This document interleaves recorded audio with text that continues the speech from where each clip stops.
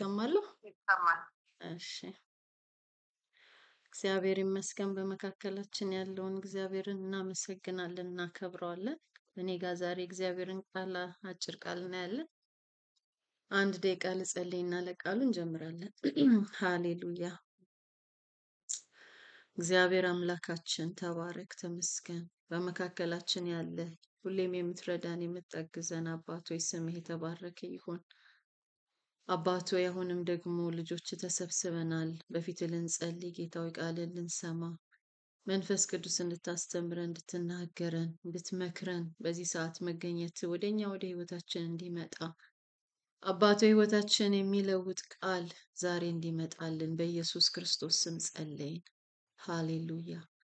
ያንተ መርዳት ያንተ ማገዝ አባ ከኛ ጋር ይሁን በኢየሱስ ክርስቶስ ስም። በቃል አስታጥቀን በኢየሱስ ክርስቶስ ስም በቃል መግበን ዛሬ ለህይወታችን እግዚአብሔር ሆይ ስንቅ የሚሆነውን ነገር በክርስቶስ ስም እንድታስጨብጠን እንጸልያለን። ሻላባዶ ረሃባ ሼሬቤሬቤዲያስ የቃል ጠላቶች በክርስቶስ ስም የታሰሩ ይሆኑ። የቃል አንተ ባየህለት ልክ ወደ ሰው ልብ እንዳይገባ የሚገዳደር ማናቸውም የጨለማ ኃይል የዚህን ቃል መገለጥ የሚቃወም በክርስቶስ ጌታ ስም የታሰረ ይሁን። በኢየሱስ ክርስቶስ ስም የታሰረ ይሁን።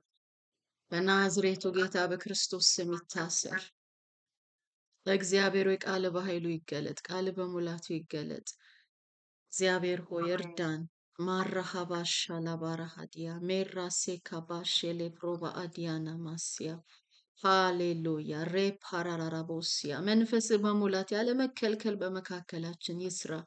እኛ ዝቅ እንልልሃለን ጌታ ሆይ አንተ ከፍ በል። ሃሌሉያ ዤ ፓራራራባሲያ ናሮ ፓራካብራዲያና ማሳ እኛ ዝቅ እንላለን ኢየሱስ አንተ ከፍ በል። ሃሌሉያ ዤ ፕራዲያኖ ሴካራባሼሬ ቤዲያና ማንታ በሙሉ ስልጣን በሙሉ ኃይል በመካከላችን ያለ ገደብ ያለ መከልከል ጌታ ሆይ ተገኝ በኢየሱስ ስም።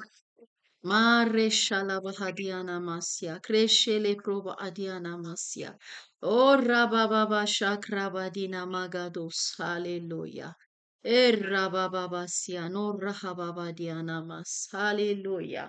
ስለ ምህረት እናመሰግንሃለን። ስለ በዛልን ቸርነት እግዚአብሔር ሆይ እናመሰግንሃለን። ሃሌሉያ ራሼሌ ብሬቤዲያ እውነት ነው። በምህረት ነው መኖራችን፣ በምህረት ነው መግባት መውጣታችን። ጌታዊ ስለበዛልን ምህረት፣ ስለበዛልን ጸጋ፣ ስለበዛልን ይቅርታ በክርስቶስ ስም እናመሰግንሃለን። አሁንም ጌታዊ ምህረት ከኛ ጋር ይሁን፣ ይቅርታ ከኛ ጋር ይሁን፣ በጎነት ከኛ ጋር ይሁን በኢየሱስ ስም።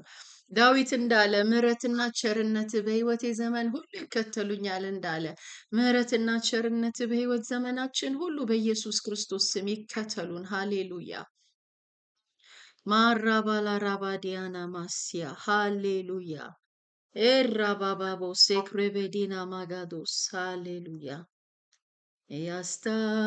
ያስታውቅብኛል እነበባለሁ ያንተ ምህረት በላይ ላይ ነው። ያስታውቅብኛል እነበባለሁ ያንተ ምህረት በላይ ላይ ነው። ስትረዳኝ ምስክር ነበረ ምህረትህ፣ ስታነሳኝ ምስክር ነበረ ቸርነትህ። እነ ምህረትህ እነ ፍቅር ተሸክመውኝ አለው ቤትህ።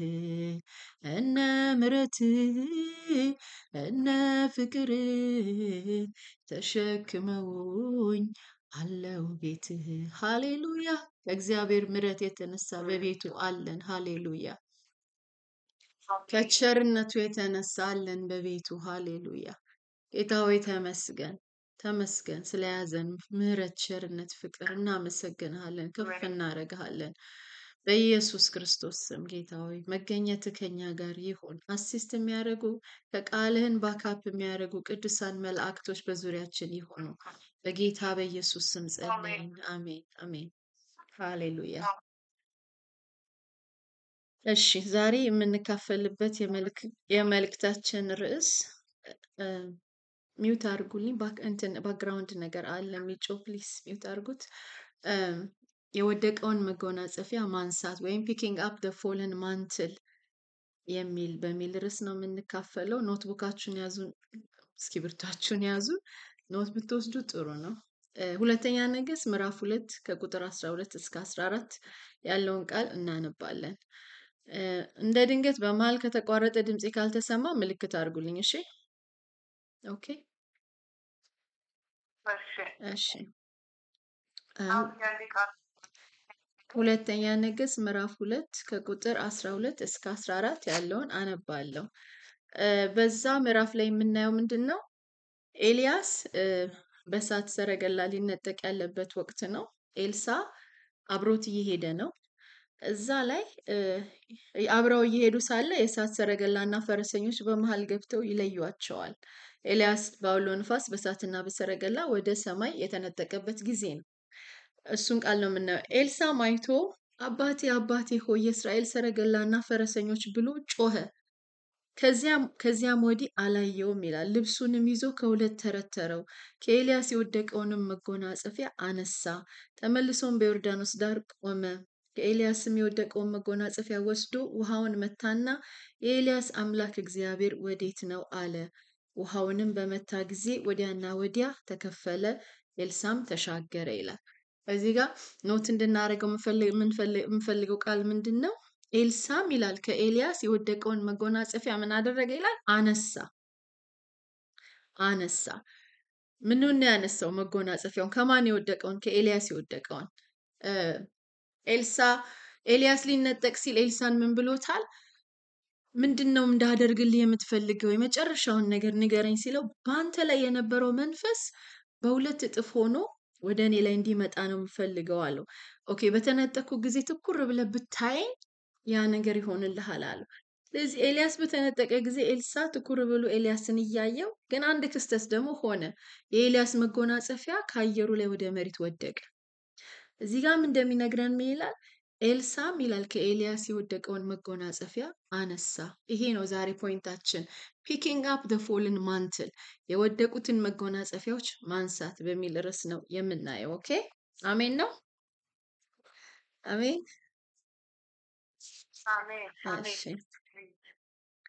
ስለዚህ አሁን ዛሬ ኮንሴፕት የምናየው ምንድን ነው? ዋናው ሀሳብ ማንትል ምንድን ነው ወይም መጎናጸፊያ ምንድን ነው የሚለውን ሀሳብ ነው የምናየው። አንዱ እሱን ምን ማለት እንደሆነ የመጎናጸፊያን ወይ የማንትል ምንነትን ዲስከስ እናደርግና ከዛ በኋላ ደግሞ የወደቁትን መጎናጸፊያዎች እንዴት ነው የምናነሳው የሚለውን ሁለቱን ሀሳብ አይተን እንዘጋለን።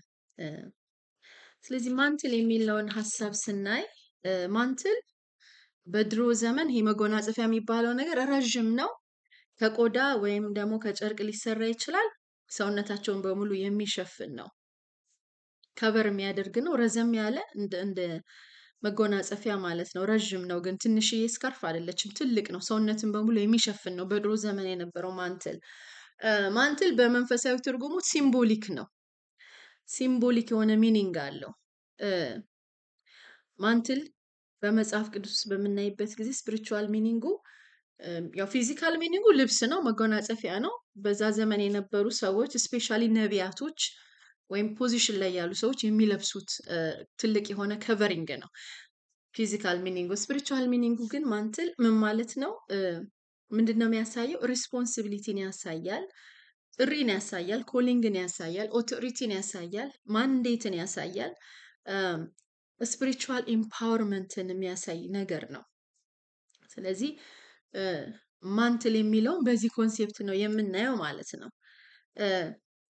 ኤልያስ ኤልሳን ሲጠራው መጀመሪያ ጊዜ ምንድን ነው ያደረገው? ኤልሳ ይለናል አንደኛ ነገሥት አላነበውም ቶሎ ቶሎ እያልኩ ከሰዓት አንጻር ሄደ። አንደኛ ነገሥት ምዕራፍ 19 ከ19 እስከ 21 ያለው ቃል ጋር ስንሄድ መጀመሪያ ኤልያስ ኤልሳን ሲጠራው ምንድን ነው የሆነው? መጎናጸፊያውን ሄዶ ነው የጣለበት። ና አላለውም፣ ተከተለኝ አላለውም። ምንም አይነት ቨርባል ዲስከሽን እዛ ጋር አንመለከትም። ኤልያስ ሄዶ ኤልሳ ላይ መጎናጸፊያውን ጣለው። ያንን በሚያደርግበት ጊዜ ዊዛውት ኤኒ ቨርባል ኮሚኒኬሽን ወይም ዊዛውት ኤኒ ንግግር ኤልሳ ወዲያው እባክህ አባትና እናቴ እስከምሰናበት ድረስ በቃ ይሄን ነገር እስከማድረግ ድረስ ጊዜ ስጠኝ አሉ ሲለው እንዴ እኔ ምን አደረግኩ አለው። ግን ያደረገው ነገር ነበር አይደል? ስፒሪቹዋሊ ያደረገው ነገር ነበር። ኤልሳ ሁሉን ነገር 12 ጥማድ በሬዎቹን አርዶ እንግዲህ 12 ጥማድ በሬ ማለት በዛ ጊዜ በደንብ ሀብታም ነው፣ በደንብ የተደራጀ ሰው ነው። ያን የተደራጀበትን ነገር በሙሉ አርዶ ኤልያስን እንዲከተል ያደረገው ነገር ያ መጎናጸፊያ ሲወድቅበት ነው። ዊዛውት ኤኒ ቨርባል ኮሚኒኬሽን ስፒሪቹዋሊ ኮሚኒኬት አደረገው። ምን በማድረግ መጎናጸፊያውን በመጣል። ስለዚህ ይህንን ነው የምናየው። ይሄ ማንትል የሚለውን ሀሳብ ነው የምናየው። ስለዚህ ተከትሎትም ሄደ። መጨረሻም ላይ ያንን መጎናጸፊያ መጀመሪያ ተነክቶ የመጣበትን መጎናጸፊያ አሁን ደግሞ ኤልያስ ሲነጠቅ ኤልያስ አገልግሎቱን ጨርሶ ሲሄድ ኤልሳ ደግሞ ያንን ማንትል ወድቆ ከመሬት ላይ ፒክአፕ እንዳደረገው እንደያዘው ከዛ በኋላ ያንን ማንትል ይዞ ዮርዳኖስን ከፍሎ ሲሻገር ከዚህ በፊት ተለማምዶ የማያውቀውን ብቻውን አድርጎት የማያውቀውን ነገር አርጎ ሲሄድ እንመለከታለን። ለምን? አሁን ማንትሉን ሪሲቭ ስላደረገ ማለት ነው። እዚህ ማንትል የሚለው ሲምቦሊክ የሆነ ሚኒንግ እንዳለው አንድ ማንትል ከአንዱ ሰው ወደ ሌላው ሰው ሲተላለፍ በውስጡ የሚያሳየን ነገር ምንድነው? ዲቫይን ትራንስፈር ኦፍ አሳይመንት፣ መለኮታዊ የሆነ አሳይመንት ነው ከማንትሉ ጋር አብሮ ከአንዱ ሰው ወደ ሌላው የሚተላለፈው። ለምሳሌ ዘዳግም ላይ ምን ይለናል?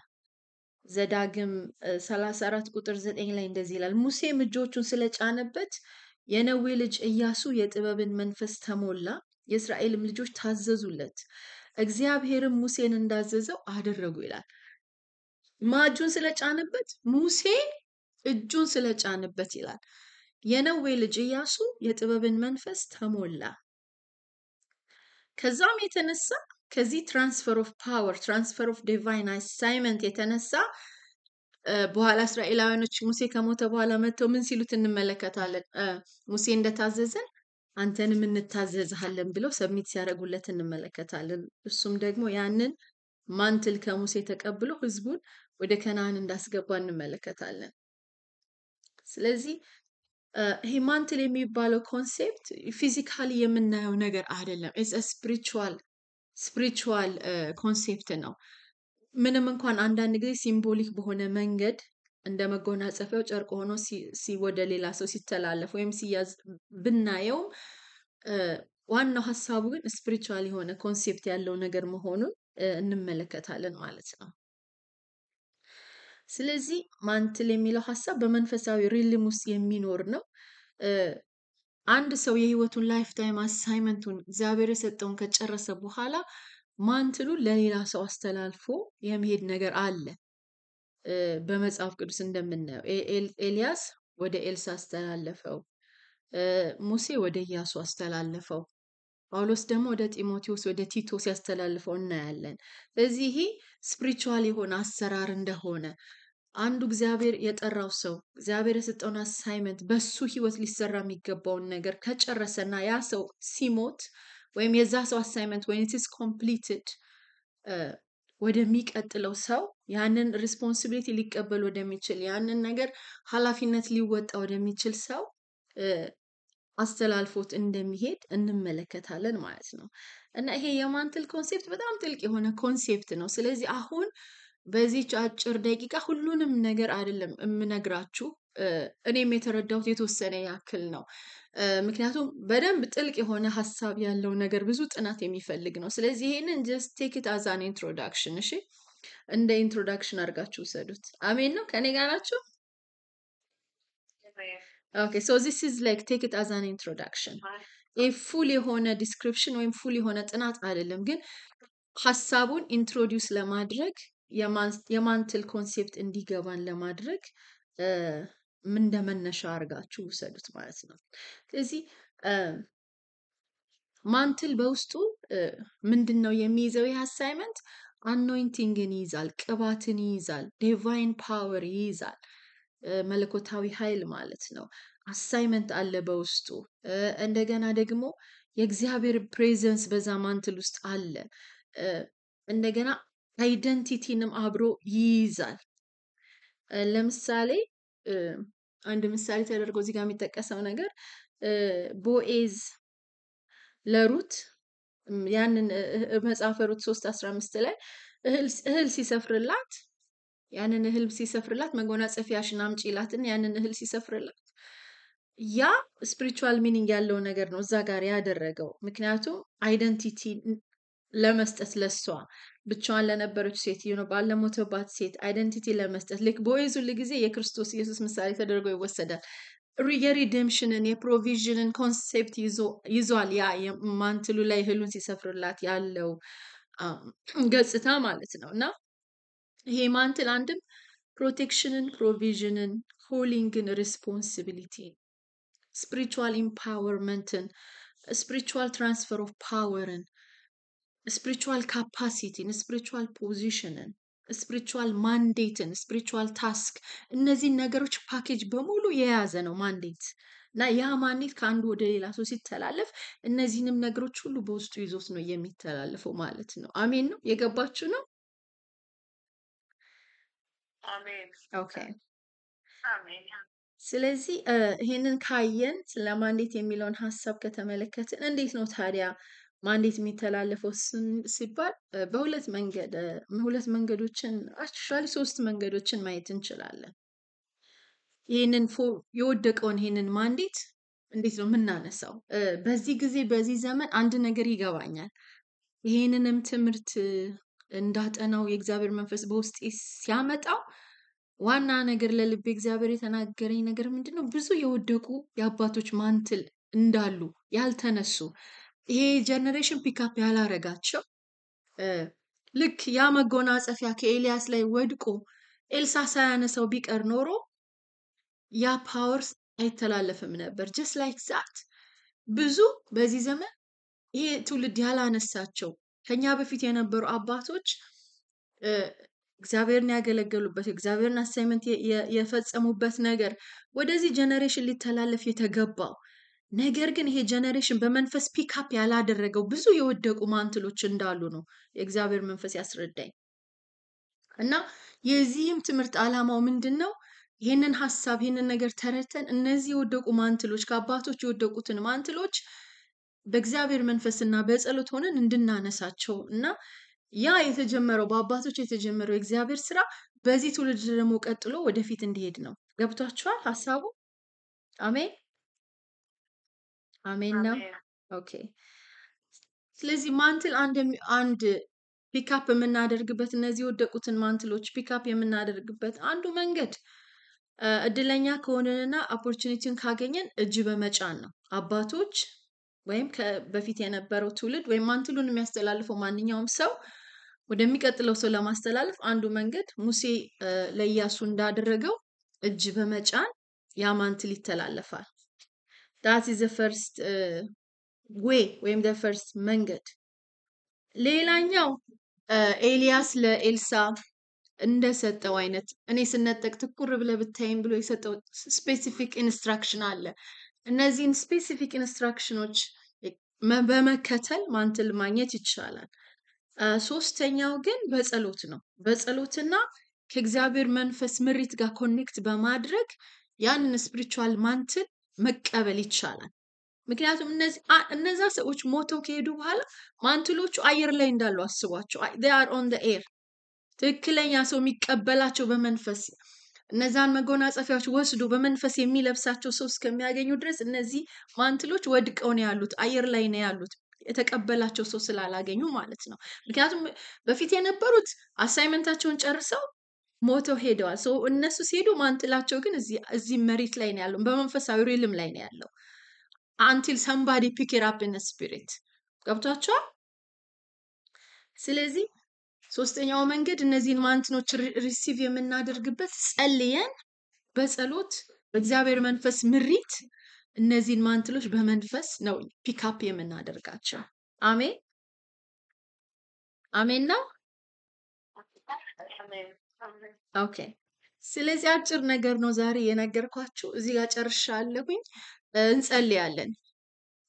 ብዙ የወደቁ ማንትሎች እንዳሉ ይሄንን መረዳት አለበት። ስለዚህ ኤልሳ ከኤልያስ የወደቀውን መጎናጸፊያ እንዳነሳ እኛም ደግሞ በዘመናችን በትውልዳችን የወደቀብንን ይህንን መጎናጸፊያ ከአባቶች የወደቀውን በመንፈስ እንድናነሳ ነው የዚህ ትምህርት ዋና ዓላማ። ስለዚህ ሀሳቡን ጨርሻለሁ። ሞር ይሄንን ነገር ሞር እናንተ ሪሰርች አድርጉት፣ ሞር አጥኑት። እኔ እንደ ኢንትሮዳክሽን ነው ዛሬ ይሄንን ሀሳብ የምሰጣችሁ።